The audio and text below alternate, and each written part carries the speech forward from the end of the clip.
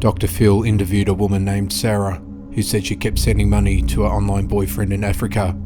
The thing is, she never met him. Every time he was supposed to meet her, apparently, he keeps getting arrested. Dr. Phil revealed that her boyfriend isn't real. Better luck next time. A man was catfished by someone in another country, posing as a swimsuit model. After getting swindled for a lot of money, he decided to get revenge. Because he's unable to get revenge on the person who conned him, he decided to kill the person who was in the picture. Luckily, the police were able to stop him. One person on Reddit said that it was catfished by a girl who made up stories of having a deceased twin. She told him that her twin had died along with her father in a car crash. She claimed that her mother also died and she was forced to live with her uncle and work in a gentleman's club at only 16 years old.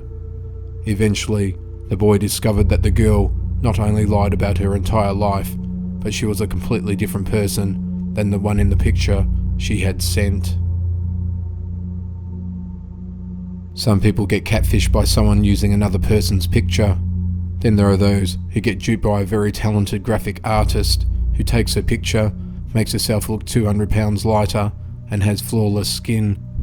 In this particular case, the catfish also tried to guilt trip the man after she tried to deceive him.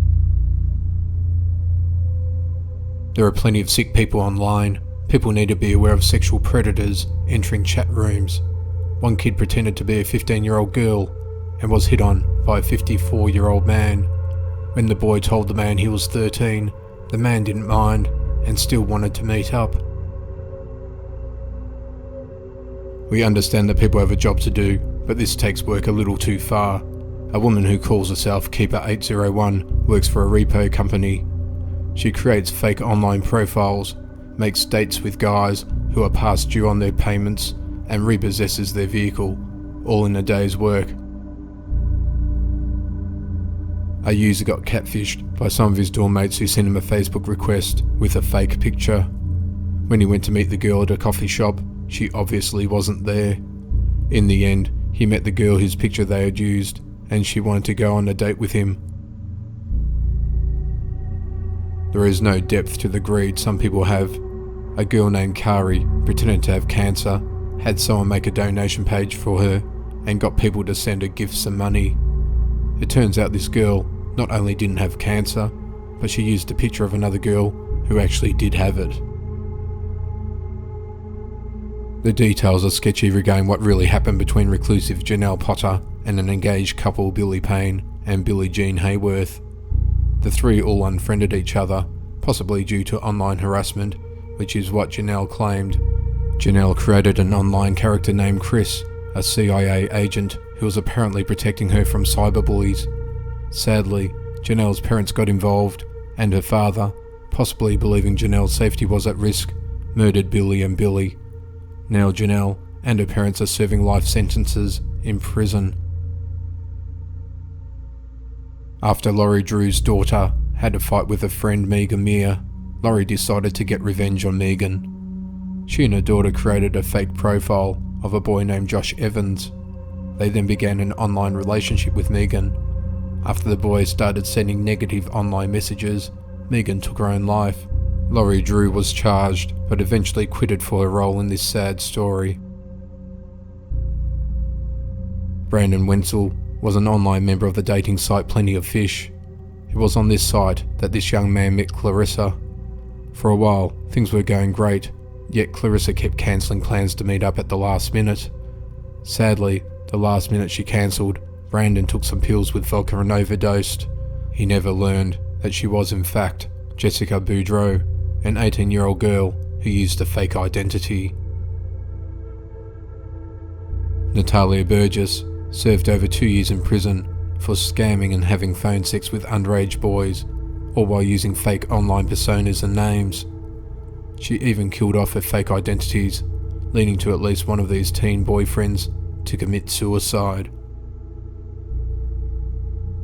Even somewhat famous people get catfished. Monty Teo played football for Notre Dame. He became involved with another college student online who used the name Lene Kukua.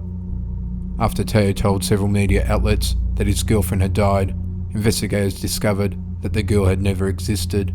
The persona was created by a man named Renai Tuia Sosopo, who confessed to this hoax. A divorced woman's ex-husband just couldn't accept that the marriage was over. He created a fake account and began corresponding with the woman. She figured it out when he began showing up at places she only told her online boyfriend about. Money scams from other countries are not that uncommon. An Illinois man had sent thousands of dollars to his online girlfriend over the course of their relationship. Then the girl told the man she had been kidnapped and needed ransom money. When he went to the police for help, it was discovered that she was a he and a scammer from Nigeria. Sebastian Pritchard Jones was every woman's dream. He was good looking, had a great job, and spoiled his dates with gifts. However, he wasn't real. Jones was actually an overweight woman who loved to prey on the emotions of vulnerable women.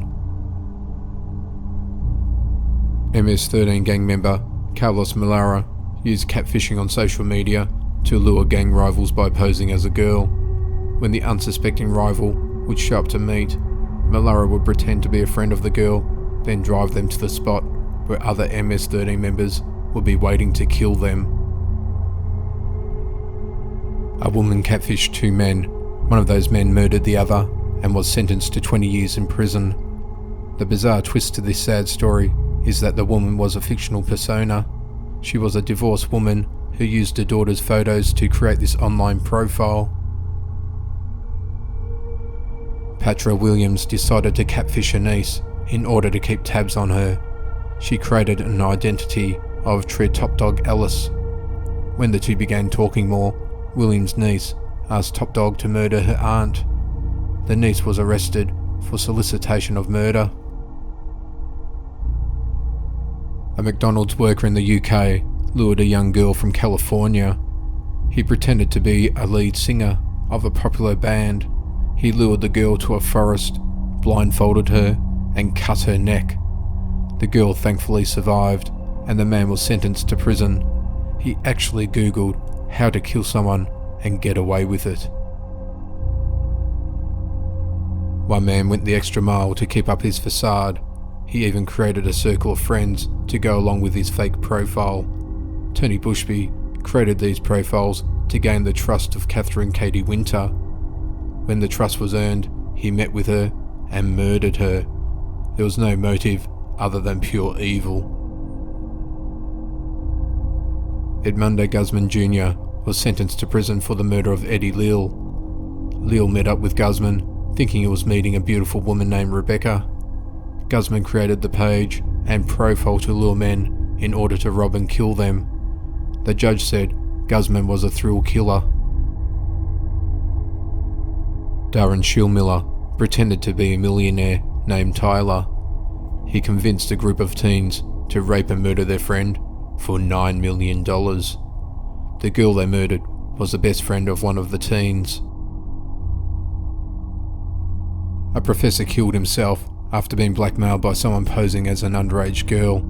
The professor, thinking the girl was a minor, sent sexually explicit pictures to her. It wasn't an underage girl, but a 37-year-old man named Daniel Timothy Duplacer, who was charged with extortion and sentenced to a year in prison. Interestingly, a documentary coined the term catfish. In 2010, filmmaker Nev Shulman began a corresponding relationship with a woman named Angela, her young daughter Abby, who she passed off as an art prodigy, and Angela's beautiful half-sister Megan. Shulman began to pursue an online relationship with Megan. After many months of deceit, Nev discovered that Angela invented Megan, and it was she who had been talking to Nev the whole time.